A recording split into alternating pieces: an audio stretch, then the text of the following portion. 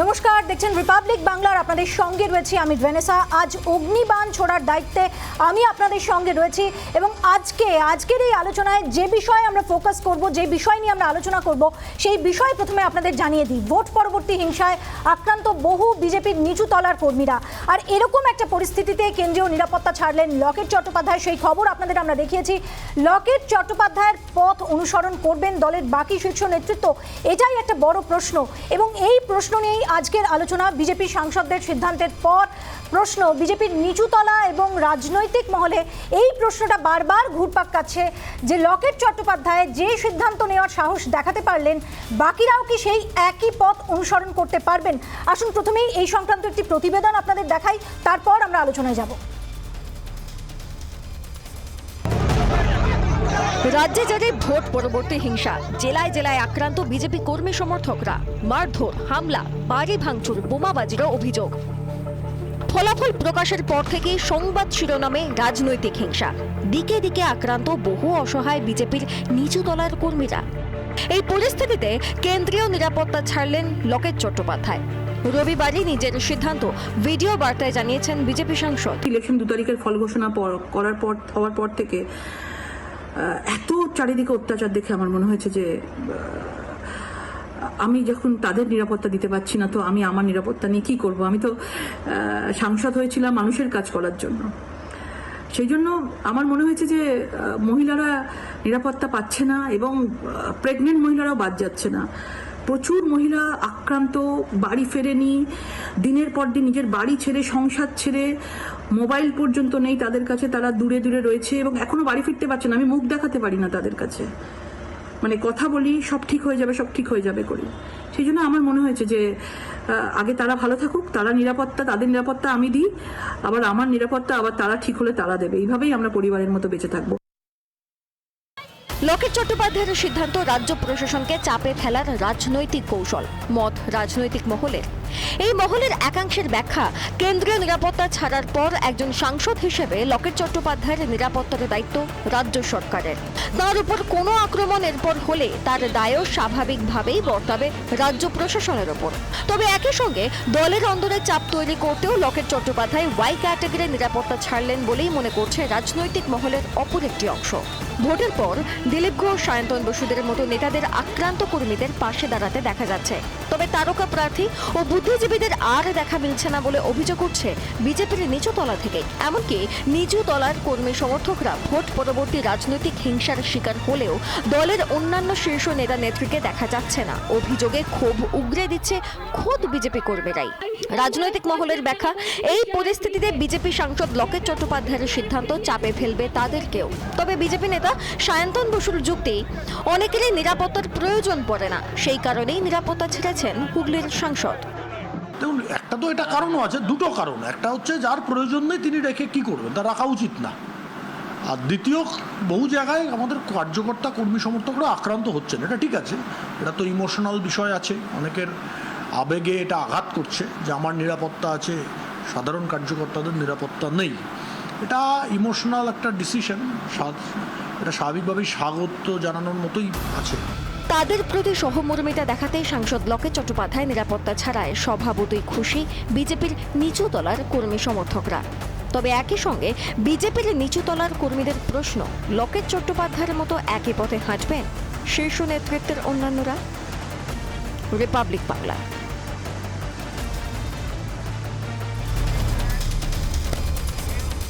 আমরা আলোচনায় যাব, আমাদের সঙ্গে অতিথিরা রয়েছেন, কিন্তু সবার আগে আজকের যে অগ্নিবাণগুলো সেগুলো আপনাদের একটু দেখাবো। আজকের অনুষ্ঠানের প্রথম অগ্নিবাণ আমি একটু প্লে করতে বলবো পিসিআরকে, দেখাবো প্রথম অগ্নিবাণ কি থাকছে আজকের প্রথম অগ্নিবাণ। লকেটের বার্তায় কতটা চাপে রাজ্য, লকেট চট্টোপাধ্যায় যে সিদ্ধান্ত নিয়েছেন কেন্দ্রীয় নিরাপত্তা ছাড়ার, সেই বার্তায় কতটা চাপে রাজ্য কি সত্যিই চাপে? এই প্রশ্ন আজকে আমার প্রথম।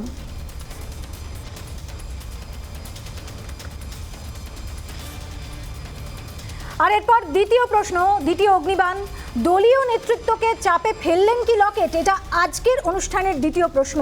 কারণ এখনো একাধিক বিধায়ক বা নেতারা রয়েছেন যারা কিন্তু কেন্দ্রীয় যে নিরাপত্তা সেটা পান। অর্থাৎ সেখানেই একটা প্রশ্ন উঠছে যে তাদেরকে, দলীয় নেতৃত্বকে কি চাপে ফেললেন লকেট?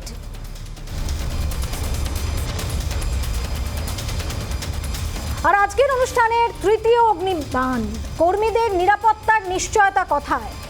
কর্মীদের যে নিরাপত্তা তার নিশ্চয়তা কোথায়? এই প্রশ্ন আজকের অনুষ্ঠান থেকে আমাদের তৃতীয় প্রশ্ন।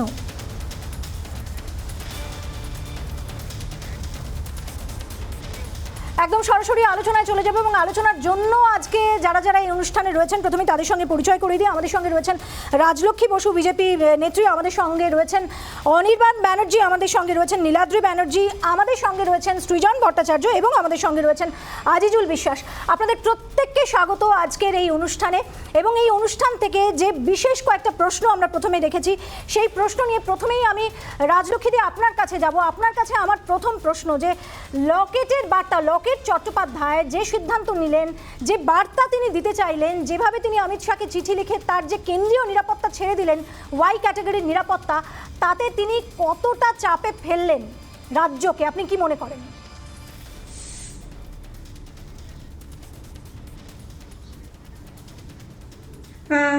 সকলকে নমস্কার জানাচ্ছি। জানেন তো, এই ব্রেকআউটের আটতরা উই বলে একটি নাটক ছিল, সেই নাটকে দেখানো হয়েছিল যে একটি রাজ্য এবং সেই রাজ্যের শীর্ষ প্রশাসনিক শীর্ষ, এটা মেনলি হিটলারকে নিয়ে নাটকটা করা হয়েছিল, যে তিনি মানে সর্বতভাবে তিনি প্রশ্রয় দিয়ে চলেছেন পরোক্ষভাবে, যাতে গুন্ডা বদমাইশ তারা যাতে সুন্দরভাবে বেড়ে উঠতে পারে, গজিয়ে উঠতে পারে এবং মানুষ যাতে ভয়ে থাকে। তো আমাদের রাজ্যে যেখানে আজকে এই নাটকটা মঞ্চস্থ করা হবে, আমার মনে হয় আমাদের রাজ্যের পরিস্থিতির সাথে অত্যন্ত সেটা সঙ্গত এবং অত্যন্ত সেটা প্রাসঙ্গিক হয়ে যাবে। তো সেই জায়গা থেকে দাঁড়িয়ে আজকে মাননীয় লকেট চ্যাটার্জি যে সিদ্ধান্তটা নিলেন, আমার কোথাও গিয়ে মনে হয় সেটা আজকের রাজ্যের যে প্রশাসনিক বৈকল্যতা তার উপরে সপাটে একটা উনি এখানে মানে থাপ্পড় মারতে পেরেছেন, খুব সহজ কথাই বললে পরে।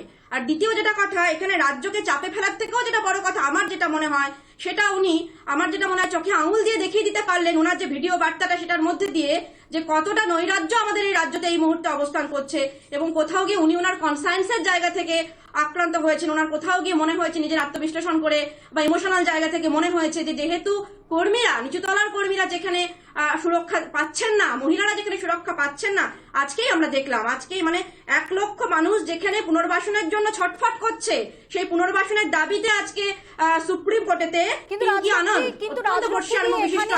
এখানে অনেকে এই প্রশ্নটাও করছে, প্লিজ আপনি একটু শুনে নিন, যে এখানে এই প্রশ্নটাও কিন্তু আসছে যে যেখানে লকেট চট্টোপাধ্যায় তিনি একটা সাহসী সিদ্ধান্ত নিতে পারছেন, তিনি যেখানে নিজের কেন্দ্রীয় যে নিরাপত্তা সেটা ছাড়তে পারছেন, অন্যান্যরা দলের, আপনাদের দলের অন্যান্যরা সেই পথে কেন যেতে পারছেন না, সেই সাহস কেন এখনো দেখাতে পারছেন না?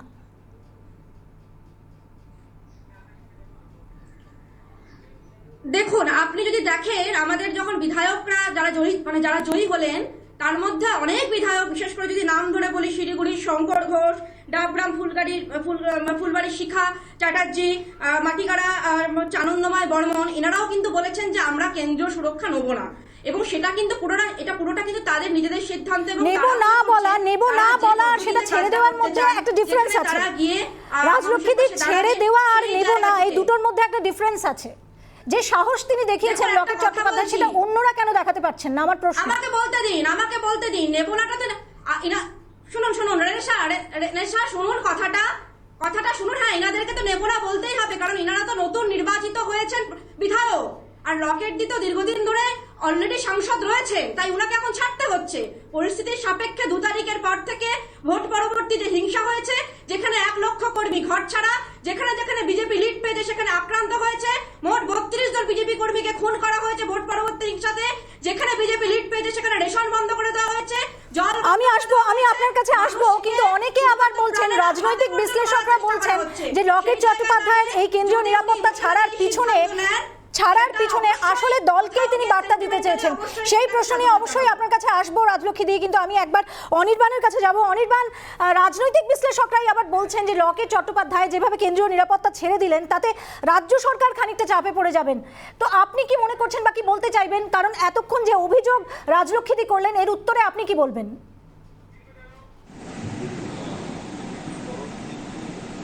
কর্মীদের উপর অত্যাচার হওয়ার যে তথ্য, তা নির্বাচনের আগে থেকেই তারা বিভিন্ন চ্যানেলে, বিভিন্ন অনুষ্ঠানে একজন বক্তা একটা সংখ্যা বলেছেন। কেউ একটাই সংখ্যা কোনোদিন বলতে পারেনি যে 5 জনের মিলে একটা সংখ্যা হয়। 5 জন মানুষ 5টা আলাদা চ্যানেলে 5টা সংখ্যা। তো তাদের দেওয়া তথ্যের যে কতটা বিশ্বাসযোগ্যতা তা সাধারণ মানুষ বুঝেছিলেন বলেই এইরকম ফলাফল হয়েছে। এটা প্রথম কথা। দ্বিতীয় কথা, লকেট দেবী তার নিরাপত্তা ছাড়বেন না রাখবেন না বাড়াবেন না কমাবেন তা নিয়ে রাজ্য সরকারের কোনো মাথা ব্যথা থাকার প্রশ্ন নেই। এটা বিজেপি সরকার তাকে দিয়েছে, যারা সাংসদ তাদেরকেও নিরাপত্তা দিয়েছেন, বিজেপির যারা চুনোপুটি নেতা তাকেও নিরাপত্তা টাকায় চলা এই টাকা দিয়ে কেন্দ্রীয় পাই তাদেরকে দিয়ে এনারা চাকর পাকরের কাজ করে। আমার ব্যক্তিগতভাবে একজন বিশাল বড় পাপের বিজেপি নেতার এই কেন্দ্রীয় বাহিনী যারা ওনার নিরাপত্তা দায়িত্ব তাদের সাথে কথা হয়েছে, তারা ব্যবহার তাদের সাথে করা, তো সেটা বাদ আলাদা কথা। এই যে লকেট দেবী ছেড়ে দিলেন নিরাপত্তার দায়িত্ব, নিরাপত্তাটা ছেড়ে দিলেন, আমার মনে হয় যেটা এখন দোষারোপের পালা চলছে। তথাগত বাবু তাদের বড় নেতাদের দোষারোপ করছেন, তারা অন্য ছোট নেতাদের দোষারোপ করছেন। এর মাঝে কেউ যদি উঠে আসতে পারে নতুন মুখ হিসেবে, বড় মুখ হিসেবে আগামী দিনে, তাহলে হয়তো তার কিছুটা সুবিধা হয়। লকেট দেবী সেরকম একটি কাজ করে জনমানুষের কাছে নিজেকে খুব ভালো প্রমাণ করার চেষ্টা করছেন, কিন্তু তিনি যে কতটা ভালো তা বিধানসভার ভোটে দেখা গেছে। অতএব এটা করে বিজেপির অন্দর হয়তো ওনার কিছু পয়েন্ট বাড়বে, কিছু নম্বর বাড়বে, কিন্তু সার্বিকভাবে কিছু যাবে আসবে না। সার্বিকভাবে কিছু যাবে আসবে না। রাজলক্ষ্মী এর উত্তরে কি বলতে চাইবেন? কারণ অনির্বাণ একটা অভিযোগ করছেন যে এটাতে বিজেপির অন্দরে হয়তো লকেটের পয়েন্ট খানিকটা বাড়তে পারে, কিন্তু সার্বিকভাবে এর উপর কোনো প্রভাব পড়বে না।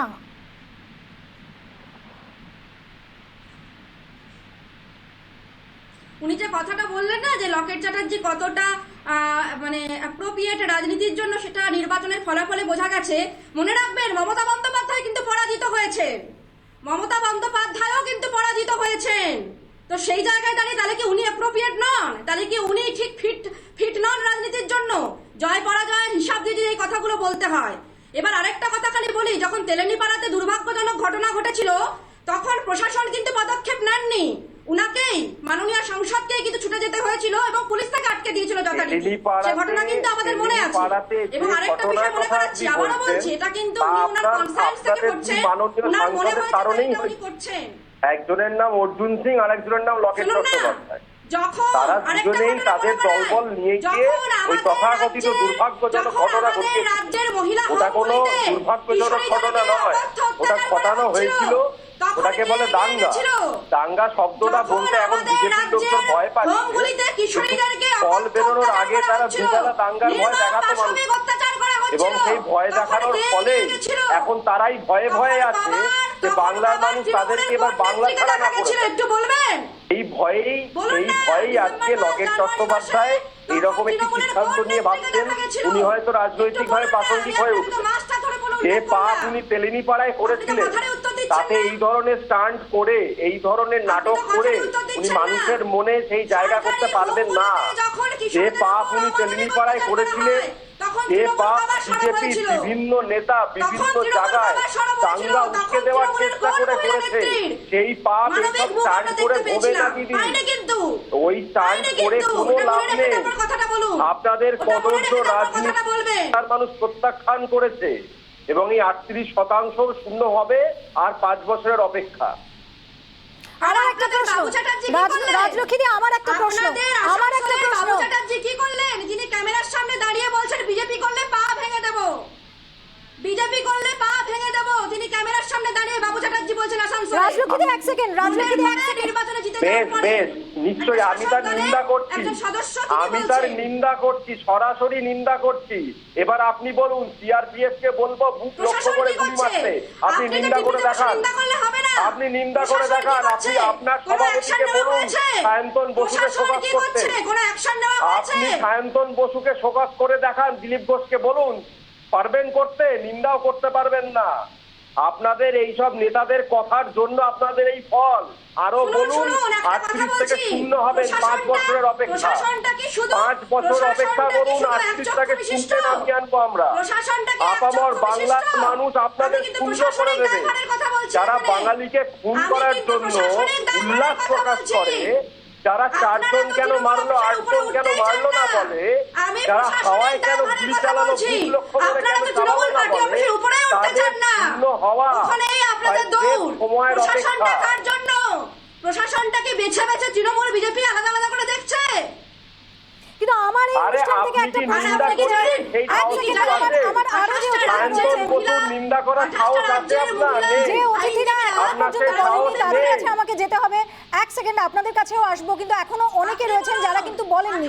রাজলক্ষ্মীদি আসবো আপনার কাছে, কিন্তু আমি একটু নীলাদ্রির কাছে যেতে চাইবো। নীলাদ্রি, আপনার কাছে যেটা জানতে চাইবো যে এখান থেকে রাজলক্ষ্মীদি যেটা বললেন বা অনির্বাণ যেটা বললেন, দোষারোপ পাল্টা দোষারোপ এটা চলছে, কিন্তু আমার একটা সহজ প্রশ্ন, মাঠে ময়দানে নেমে যারা বিজেপি করেছিলেন, এখন যারা অভিযোগ করছেন যে তারা মার খাচ্ছেন, ভোট পরবর্তী যে হিংসার অভিযোগ যে মাঠে ময়দানে থাকা কর্মীরা করছেন, তাদের নিরাপত্তা কোথায়? তারা বারবার এই প্রশ্নটা করছেন। সেখানে লকেট চ্যাটার্জি একটা এক্সাম্পল সেট করতে পারেন, একটা উদাহরণ তুলে ধরতে পারেন, কিন্তু বাকিরা কোথায়? বাকিরা কেন পিছিয়ে?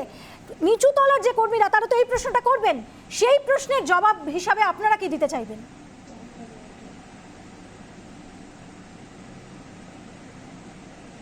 না, রেনেসা, একটা কথা তো মানতেই হবে।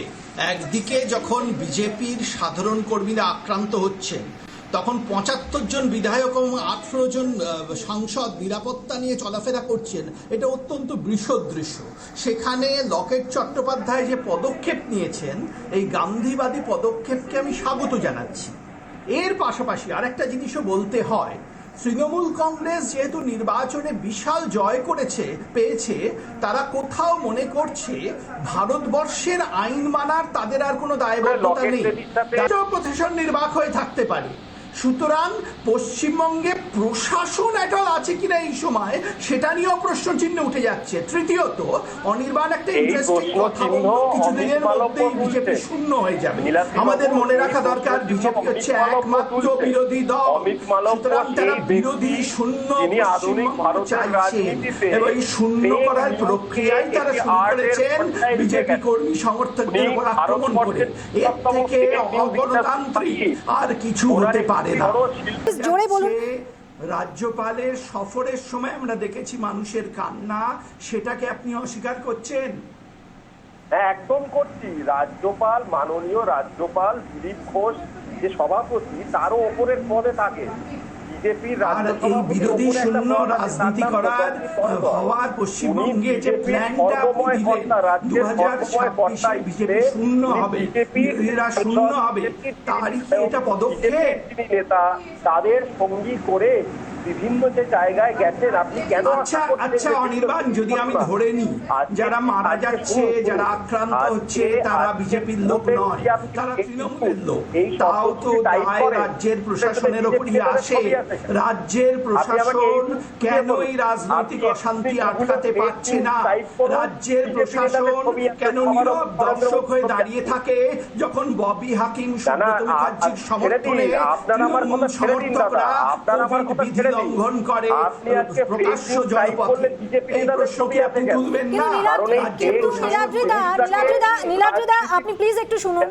রাজনৈতিক বিশ্লেষকরা তারা মনে করছেন যে এইভাবে যে লকেট চট্টোপাধ্যায় তিনি তার কেন্দ্রীয় নিরাপত্তা ছাড়লেন, তাতে কোথাও তিনি শীর্ষ নেতৃত্ব, দলীয় নেতৃত্বকে একটা বার্তাও দিলেন, এবং সেক্ষেত্রে দলও কি খানিকটা চাপে নয়, বিজেপিও কি খানিকটা চাপে নয়, বিজেপির শীর্ষ নেতৃত্বও কি খানিকটা চাপে নয়?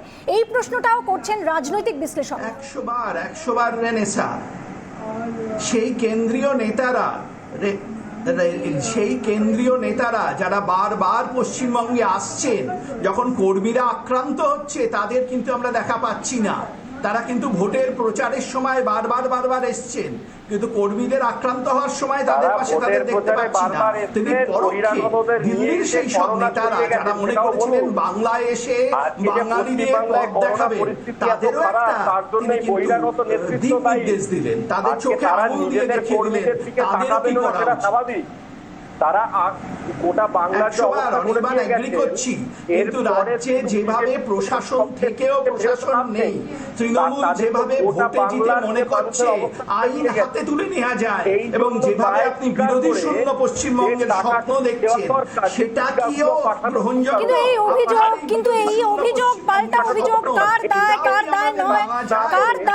দায় নয় সেই প্রশ্নে না গিয়ে যদি আমরা বিষয়টাকে খুব অ্যাভারেজ দেখি, তাহলে সমস্যাটা মানুষের হচ্ছে, প্রাণ হারাচ্ছেন এই রাজ্যের বাসিন্দারা, এই রাজ্যের মানুষ। এটা কিন্তু ঘোর বাস্তব। আমরা কার দায়, কার অভিযোগ, কার পাল্টা অভিযোগ এদিকে যাব না। আপনি বললেন সন্ত্রাস, ঠিকই, তৃণমূলের সন্ত্রাস, ব্যাপক সন্ত্রাস, ঠিক একই রকম ভাবে বিজেপি ত্রিপুরায় যা করছে, ব্যাপক সন্ত্রাস। এই দুটি দল আমরা হেরে গেছি ঠিকই, কিন্তু আমরা যখন বলেছিলাম যে এই দুটি দলের কার্যপদ্ধতিতে বিশেষ ফারাক নেই, তখন তো আমরা এই কথাগুলো মাথায় রেখে বলেছিলাম। এখন তৃণমূল এবং বিজেপির মধ্যে রাজনৈতিক স্পেস যদি ভাগাভাগি হয়ে যায়, তাহলে যা হওয়ার তাই হচ্ছে। শান্তির কথা বলার কেউ নেই, সৌহার্দ্যের কথা বলার কেউ নেই।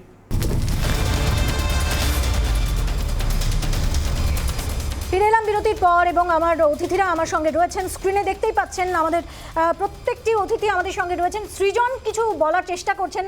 সৃজনের আগেই অভিযোগ করেছেন যে তাকে বলার সুযোগ দিন। সৃজন প্লিজ, আপনি কি বলতে চান? প্রথমে আপনারটা শুনে নিন। আমি আবার কখন সুযোগ পাবো জানি না, আমি বেশি বাড়াবো না। একটা কথা শুধু, যা নিয়ে আজকে আলোচনা শুরু হয়েছিল, এই যে লকেট দেবীর নিরাপত্তা ছাড়ার প্রশ্নটা, এটা নিয়ে আমি সায়ন্তন বাবুর যেটুকু বুঝলাম, উনি নিজেই সিদ্ধান্ত হয়েছে বলে। ওই আপনি প্রশ্ন করছেন না কি করবে, নেতারা বামপন্থী দাঁড়িয়ে রাস্তায় থেকে মকর খেয়েছে, এইসব করেছে, হবে না। তারা নিরাপত্তা যাবে পশ্চিমবঙ্গ বাতেলা এগুলো এতদিন করেছে। সৃজন প্লিজ, আপনাকে ইন্টারাপ্ট করতে হবে কারণ আপনার অডিও এখনো ক্লিয়ার আসছে না। আমি বলবো আমাদের টেকনিক্যাল টিমকে সেই অডিও যাতে ক্লিয়ার আসে। আমি আপনার সঙ্গে আবারও যোগাযোগ করব, কিন্তু আমার সঙ্গে অন্যান্য যারা রয়েছেন তাদের কাছে চলে যাব। রাজলক্ষ্মীর কাছে একবার যাব। রাজলক্ষ্মী, যে প্রশ্ন এখান থেকে বারবার সবাই করছেন, একটা বিষয় তো বারবার উঠবে, বলুন। যারা মাঠে ময়দানে নেমে কাজ করেছিলেন, যারা আসলে মানুষের জন্য লড়েছিলেন, মানুষের পাশে দাঁড়িয়েছিলেন, তাদের পাশে এখন নেতারা কই? আর তাদের কেন কেন্দ্রীয় নিরাপত্তা এখনো রয়েছে? এই প্রশ্নটা তো বারবার উঠবে। এবং যেখানে লকেট চট্টোপাধ্যায় তিনি একটা এক্সাম্পল সেট করে দিলেন কেন্দ্রীয় নিরাপত্তা ছেড়ে, এই প্রশ্নটা কি উঠবে না? আপনার কি মনে হয়?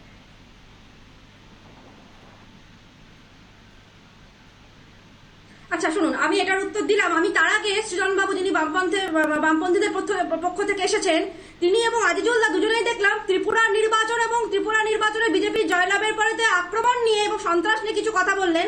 জানি না কবে কোথায় কি হয়েছে, কিন্তু আমি তথ্য দিয়ে বলছি, সুধীর দাশগুপ্ত যখন বিজেপি রাজ্য সভাপতি ছিলেন ত্রিপুরাতে, তখন তার উপরে ধনপুর বিধানসভায় যখন চূড়ান্ত রকম আক্রমণ করা হয়েছিল, তখন কমরেড মানিক সরকার কি পদক্ষেপ নিয়েছিলেন? তারপরে ধর্মনগর মোড়ে যখন বিপ্লব দেবের উপর আক্রমণ করা হয়েছিল, যখন তিনি রাজ্য সভাপতি ছিলেন, আক্রমণ মানে চূড়ান্ত অমানবিক আক্রমণ করা হয়েছিল। না, কিন্তু আমার এই অনুষ্ঠান থেকে আবেদন আপনার কাছে, আমার এই অনুষ্ঠান থেকে তিনি কেন্দ্রীয় বাহিনীর সাহায্য নেবেন না বলছেন। এই ধরনের আক্রমণাত্মক ঘটনা ঘটবে না রাজ্যে। রাজ্য প্রশাসন দ্বারা নিশ্চিত করুন। রাজলক্ষ্মী, আমার আপনার কাছে সোজা প্রশ্ন। আজিজুল্লাহ, আপনার কাছে আসবো, কিন্তু রাজলক্ষ্মী, আমার আপনার কাছে সোজা প্রশ্ন। একটু আগেই নীলাদ্রি দা তিনি কিন্তু স্বীকার করেছেন যে হ্যাঁ, যেভাবে অন্যান্য নেতৃত্ব বা অন্যান্য নেতারা কেন্দ্রীয় নিরাপত্তা নিয়ে ঘুরে বেড়াচ্ছেন, এটা শোভা পায় না এই সময়। আপনি কি এখান থেকে সেটা স্বীকার করবেন? আপনি কি সেই বার্তা দেবেন? আপনি কি আবেদন করবেন লকেট চট্টোপাধ্যায় যে এক্সাম্পল সেট করেছে, অন্যান্য নেতারাও সেই এক্সাম্পল সেট করুন?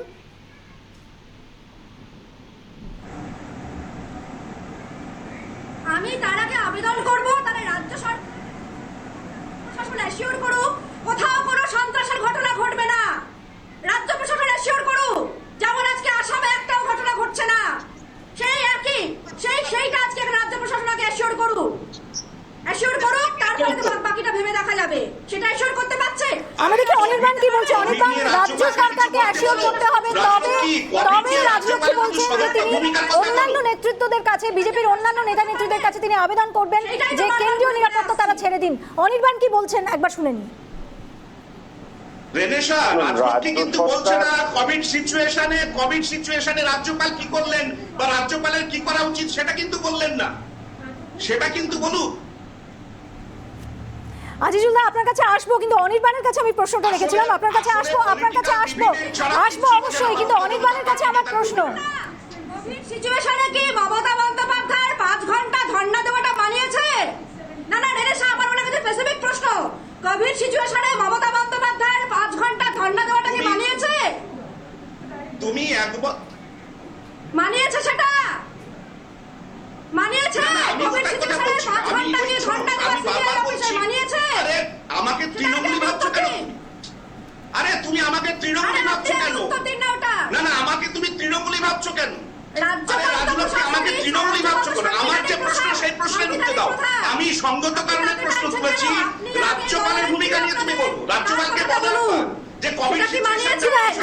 যে আমরা আসবো, আলোচনা করব, কিন্তু এই মুহূর্তে এই অনুষ্ঠানের যে ব্রহ্মাস্ত্র সেটা আমরা একটু দেখে নেবো যে আজকের অনুষ্ঠানে ব্রহ্মাস্ত্র কি প্রশ্ন থাকছে।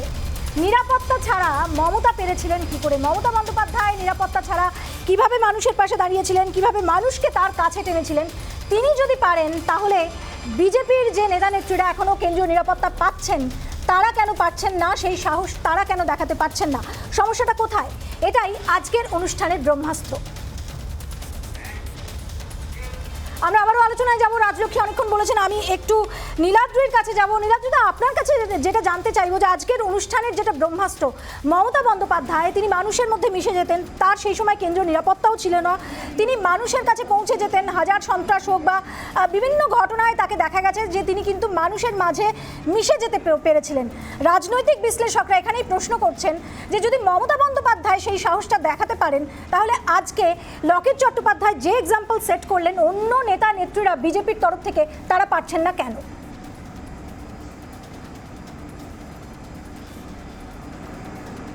না, মমতা বন্দ্যোপাধ্যায় বিরোধী নেত্রী হিসেবে অত্যন্ত সফল ছিলেন এবং যখন উনি এখানকার মুখ্যমন্ত্রী হন তারপরে দ্বিচারিতার মধ্যে দিয়ে আমরা বুঝতে পেরেছিলাম যে সেগুলো কেমন ঠিক ছিল, মানে সেটা নিয়ে কিন্তু এখন আমাদের খুব প্রশ্ন জাগে আর কি। অর্থাৎ আপনি বলছেন মমতা বন্দ্যোপাধ্যায়ের যে রাজনৈতিক উত্থান সেখানে দ্বিচারিতা রন্ধ্রে রন্ধ্রে রয়েছে, আপনি এই অভিযোগ করছেন। অনির্বাণের রিয়াকশন জেনে নিই। অনির্বাণ, মমতা বন্দ্যোপাধ্যায় যেভাবে উঠে এসেছেন তার যে রাজনীতি সেখানে কোথাও দ্বিচারিতার অভিযোগ করছেন রাজলক্ষ্মী দিয়ে, আপনি কি বলবেন? দেখুন, গোটা ভারতবর্ষের প্রেক্ষিতে যদি দেখি স্বাধীনতার পূর্ব থেকে, তাহলে কংগ্রেস বলুন, সার্বিকভাবে কমিউনিস্টরা বলুন, কোনো নির্দিষ্ট দলের কথা বলছি না, এবং অনেক পরবর্তীকালে তৃণমূল কংগ্রেস হওয়ার পর মমতা বন্দ্যোপাধ্যায়ের লড়াই বলুন, এই প্রত্যেকটি দল এবং আরো যে বিভিন্ন দল রয়েছে তারা কোনো না কোনো আন্দোলন, কোনো না কোনো গণসংগ্রামের মধ্যে দিয়ে নিজেদের প্রতিষ্ঠা করেছেন। আপনি তার সাথে একমত হতেও পারেন, একমত নাও হতে পারেন, আলাদা কথা। প্রত্যেকের একটি আন্দোলনের ইতিহাস আছে, মানুষের জন্য আন্দোলন, মানুষের দাবি নিয়ে আন্দোলনের। বিজেপি হলো একমাত্র দল যাদের রাজনৈতিক ইতিহাসটাই হলো একটি 5-6 বছর পুরনো স্থাপত্যকে আমরা ভেঙে গুড়িয়ে দেবো এবং সেটাকে কেন্দ্র করে গোটা ভারত জুড়ে সাম্প্রদায়িক দাঙ্গা করবো, একমাত্র দল। আর কোন দলে তাদের হাজার দোষগুণ সত্ত্বেও, হাজার ত্রুটি সত্ত্বেও এই ইতিহাস নেই। একমাত্র দল হলো ভারতীয় জনতা পার্টি। আপনি আশা করেন কি করে সেরকম একটি দলের কোনো মানুষ, কোন নেতা এই বাংলা যেটা গণ আন্দোলনের মাতৃভূমি এইখানে তারা আন্দোলন করে উঠে আসছে, এটা হওয়াটা সম্ভব নয়। এই কারণেই তাদের কোনো মুখ তৈরিও হচ্ছে না, আগামী দিনেও তৈরি হবে না। গণ আন্দোলনের একটা ইতিহাস যে দলের নেই, তাদের পক্ষে বাংলায় ঠাঁই পাওয়া খুব মুশকিল। সাময়িক কিছু ভোট তারা পাবেন, কিছু নির্বাচনে তারা জিততেও পারেন, একটা সিট জিতবেন, কখনো লোকসভায় কিছুটা জিতবেন, কিন্তু সামগ্রিকভাবে বাংলার বুকে নিজেদের জন্য জায়গা তৈরি করার জন্য যে ইতিহাস দরকার রাজনৈতিক ইতিহাস, সেটা ভারতীয় জনতা পার্টির নেই।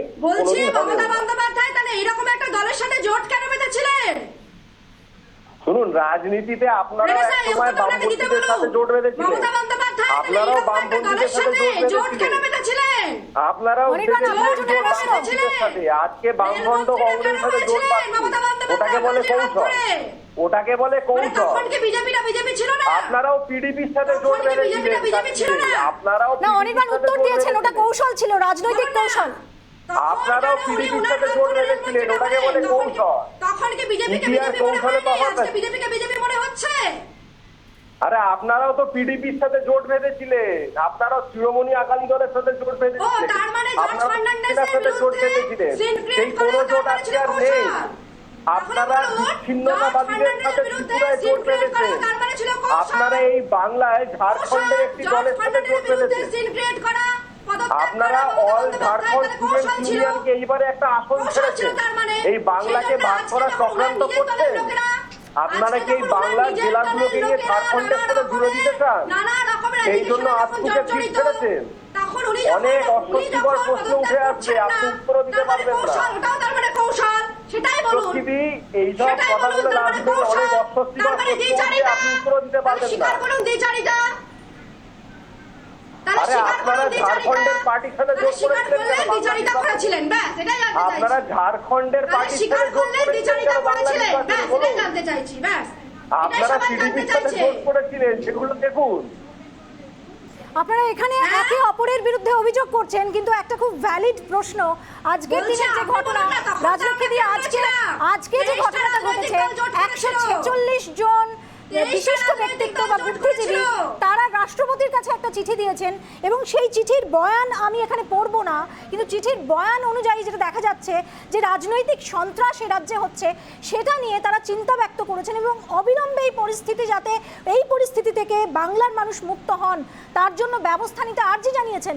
এটা বাংলার মানে এই ধরনের যে ঘটনা বাংলায় হচ্ছে ভোটের এতদিন পর, ভোটের রেজাল্টের এতদিন পর, এটাই বোধহয় আমাদের সব থেকে লজ্জার। এই প্রশ্ন নিয়ে ফিরে আসছি, কিন্তু আবার একটা বিরতি আমাকে নিতে হচ্ছে, বিরতি নিয়ে ফিরছি, সঙ্গে থাকুন আর দেখতে থাকুন রিপাবলিক বাংলা।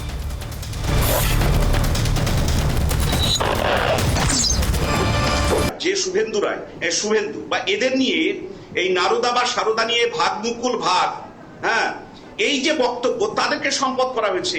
এই ভারতীয় জনতা পার্টি টেট কেলেঙ্কারি নিয়ে যখন আন্দোলন করার কথা বলে, আবার বিশ্বজিৎ কিন্তু যিনি তৃণমূলের বিধায়ক ছিলেন, তিনি টেট কেলেঙ্কারির নায়ক ছিলেন, খলনায়ক ছিলেন, তাকে দলে নিয়ে নেওয়া হয়েছে। তৃণমূলের যারা রাজনৈতিক হিংসার সঙ্গে জড়িয়ে, তারপরে পলিটিক্যাল ম্যালপ্র্যাকটিসের সঙ্গে জড়িয়ে, তাদের 157 জন নেতৃত্ব যারা দলছুট, তারা বিজেপি দল, তাদেরকে টিকিট দিতে হচ্ছে।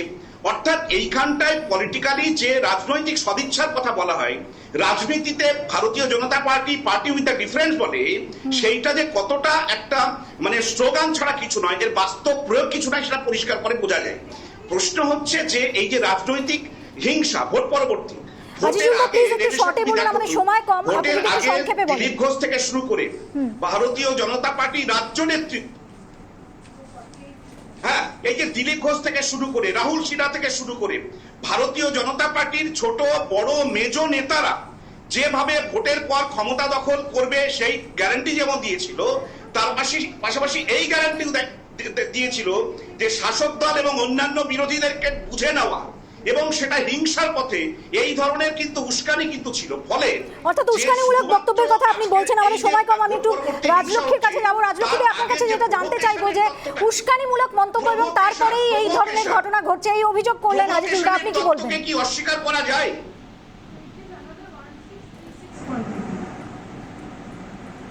আমাদের এটা পরিষ্কার মনে আছে, মমতা বন্দ্যোপাধ্যায় নিজে বলেছিলেন প্রচার মঞ্চ থেকে দাঁড়িয়ে, এরপর তো চলে যাবে কেন্দ্রীয় বাহিনী, তারপরের মধ্যে যে হুঁশিয়ারিটা ছিল, সেটাই বোধহয় আজকে তৃণমূল কর্মীরা এবং তৃণমূল আশ্রিত দুষ্কৃতীরা পরতে সেটা আমি একটু আগেই বললাম, তুমি কি শুনেছো কি হয়, এটা একটা দিক গেল।